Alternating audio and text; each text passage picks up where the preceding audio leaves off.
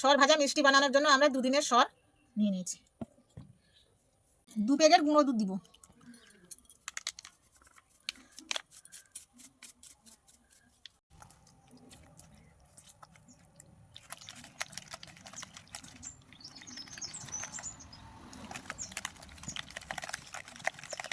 এবার আমি পরিমাণ মতো ময়দা নিয়ে নিব।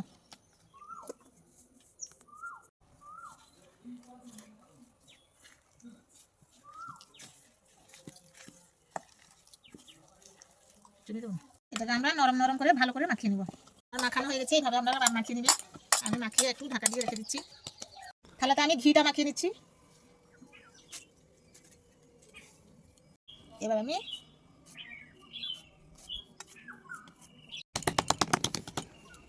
দেখুন আমি এইভাবে করে নিচ্ছি, আপনারাও করে নেবেন। আজকে বৃষ্টির ওয়েদার, আজকে সেই জন্য আমি গ্যাসে রান্না করছি। তেলটা আমি গরম করে নিচ্ছি। এবার আমি এটা কেটে নিয়েছি। তেল গরম হয়ে গেছে, এবার আমি ভেজে নিব এক করে।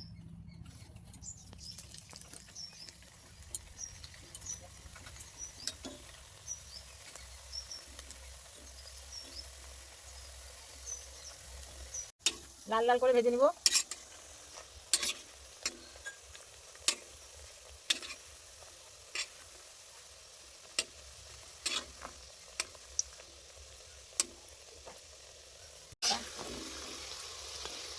হয়ে গেছে, আমি তুলে নিব। আমি এবার তুলে নিব।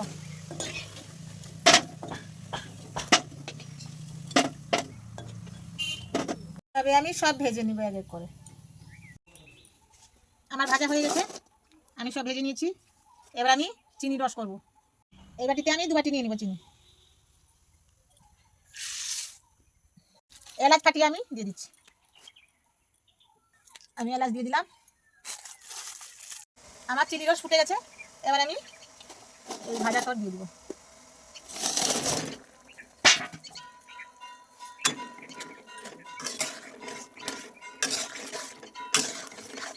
এটাকে আমি 10 মিনিটের জন্য ঢাকা দিয়ে রেখে দিব।